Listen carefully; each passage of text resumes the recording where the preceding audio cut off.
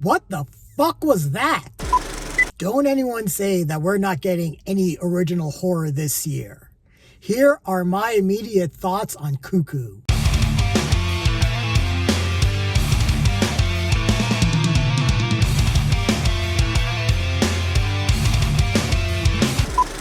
Hey everyone, it's Lenny here. So I just got out of Cuckoo, written and directed by Tilman Singer. Wow, that was an experience. So let's just get right into this. So this is the new horror film that stars Hunter Schafer and Dan Stevens. So basically the plot is this. Hunter Schafer plays Gretchen. She's 17 years old. Her family, her father, stepmother, and half sister, who's deaf mute, they're moving to the German Alps. Her parents are they're joining a resort. They're building a new resort over there that's being funded by this eccentric German billionaire that's played by Dan Stevens.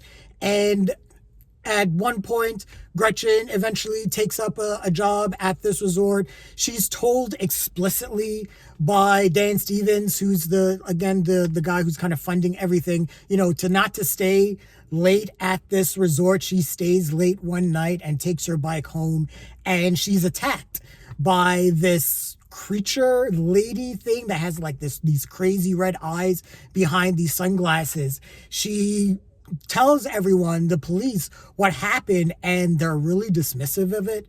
And Gretchen's like, what is going on? And even her family is sort of dismissive. And then this movie just starts to go down its own rabbit hole. So this reminds me of a particular genre of film I call paranoid cinema. And these are movies that, right from the jump, everything is off. And the construction of the movie is to make the audience feel paranoid about everything that's going on around them. These are movies like Jacob's Ladder, Seconds, Invasion of the Body Snatchers, Rear Window. Everything is just off. And the construction, again, like I said, is designed to make the protagonist feel paranoid, like things are just going crazy, and make the audience start to second guess what is going on around them.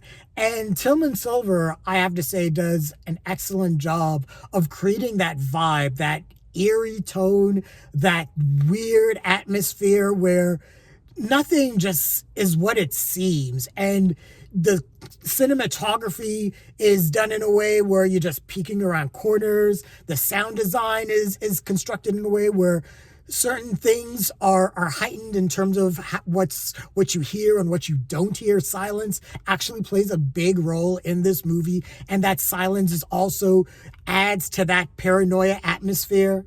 And with that weird, creepy tone, there's a lot of ideas in this movie, and I'll get to them. But first, I want to get to the performances. So Hunter Schafer is really, really good in this. There's kind of like this thing going on with anyone that's been in Euphoria. I mentioned Zendaya in Challenger. She's like one of my favorite villains in any movie this year. And then we had Sydney Sweeney, who was an Immaculate. Even though the movie itself had its ups and downs, she was really good. The less we say about Madam Web, the better. But in this, Hunter Schafer is really good. And I could tell that Tilman Singer must be a fan of Sam Raimi, because he's one of those people that likes to take his protagonist through hell. And Hunter Schafer as Gretchen goes through hell. Head injuries, shoulder injuries, broken arms. She goes through the ringer. And, she could be sort of a standoffish character when we are introduced to her. I guess there's, we aren't given everything about her. We just are kind of given snippets about, her life and how things have kind of been upended. So there's a lot of like teen angst going on, and that could be played really in a way that could make our protagonist unlikable. But Hunter Schafer does play her as very resourceful, and she does understand what is going on. She's like, everything around me is really fucked up. Why aren't you guys noticing what is happening? She is really good. And, there's a lot of grief and loss. You know, her mother passed away. That's a big through line in this movie. And there's a whole thing with her calling her mother's answering machine, and that's a really nice, touching little moment in the movie. And she plays things off with you know, there are themes about family and everything like that. And Hunter Schafer is really good at playing all that off. Now Dan Stevens, wow, this guy is a chameleon.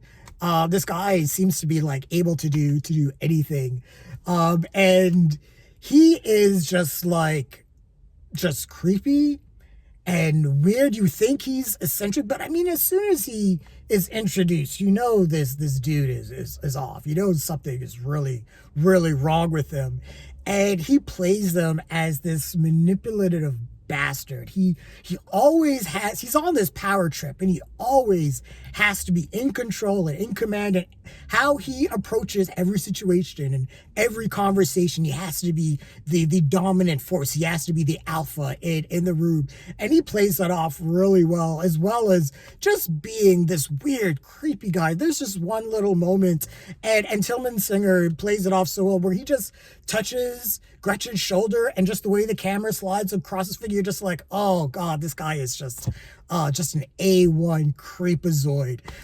So yeah, that both of them playing off each other, both Hunter Schafer and Dan Stevens, I mean, it's tremendous. It's a real cat and mouse game. There's a lot of things going on. It's not just, you know, body horror, not just kind of like weird, I don't want to say sci-fi elements maybe, but there's things that plays with time as well.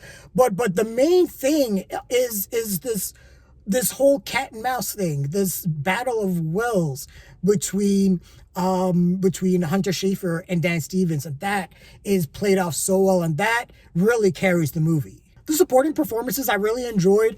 The person who played Gretchen's dad, he's an asshole. He's a straight up A1 asshole. But he was really good. The little girl who played Alma, Gretchen's half sister in this, she was really good. I really did like her in this. But really, this movie belonged to Hunter Schafer and Dan Stevens. But yeah, like I said, there is a lot of things that are going on in this movie, and I'm doing my best to really just describe the movie in sort of a bare bones way, because like I said, it really is an experience. And like I said as well, 2024 has been a really good year for horror movies, and especially original horror movies. Now I will say, this movie is weird. This movie goes into some weird places. Like I said, it goes down its own rabbit hole. It gets really tense. It tries to borrow things in terms of, I guess, in terms of, again, that paranoia, tries to borrow things from Rosemary's Baby. Again, that level of, you know, taking a protagonist and throwing him down this paranoid rabbit hole where everything around them is crumbling. Tilman Singer plays that up really well. This movie also is really funny. And then again, I think that's really based off of how Tilman Singer plays things off with Hunter Schafer and the hell she goes through. But there are really genuine moments of comedy. Third act in this movie is bonkers. That's all I'm gonna say. But it's absolutely crazy.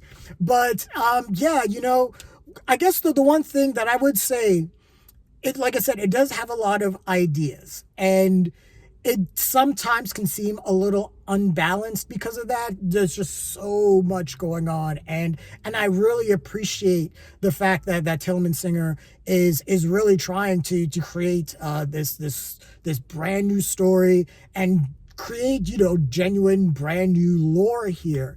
But there's a lot.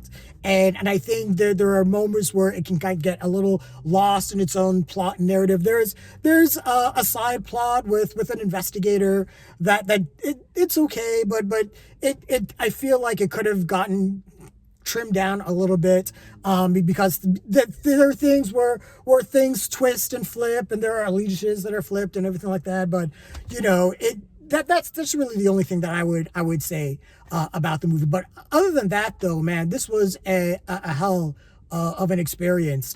This was great horror, some real genuine jump scares that I was like, oh shit, you actually got me there. But again, this was a movie that was constructed in a way where it's like this. Yeah, this is a movie that could have come out in like the late 60s, paranoid 70s, that time era. Even the title credits actually had the little all rights reserved thing that you would see from the movies from the 70s. So that was actually a little funny. The movie has little cinematic nods. If you're like a cinephile, you kind of notice and appreciate things. There are little Easter eggs like that are really fun to notice. But I did have a great time with this movie. And again, this was really carried and bolstered by the performances of Hunter Schafer and Dan Stevens. Tilman Singer has a great career, I think, ahead as a filmmaker, especially as one that's able to create genuine mood and terror and atmosphere and just this guy can. I mean, Neon is doing some great horror, but this is someone that you can say and be like, yeah, this guy could do something for A24, right? But Neon, though, honestly, I have to give a shout out to that studio because they have been putting out some great stuff lately. But yeah, if I was going to give a rating, this would be a super hit. I really enjoyed this. This was one of my favorite movies of the summer so far. Definitely check this out. Horror in 2024 has been rocking it, man. I gotta say. But yeah, those are my immediate thoughts and feelings on Cuckoo. What did you guys think of the movie? Share your thoughts, leave your comments, like the video, subscribe to the channel, and don't forget to hit that bell icon so you can get notifications as well. Thanks a lot, everyone. Take care.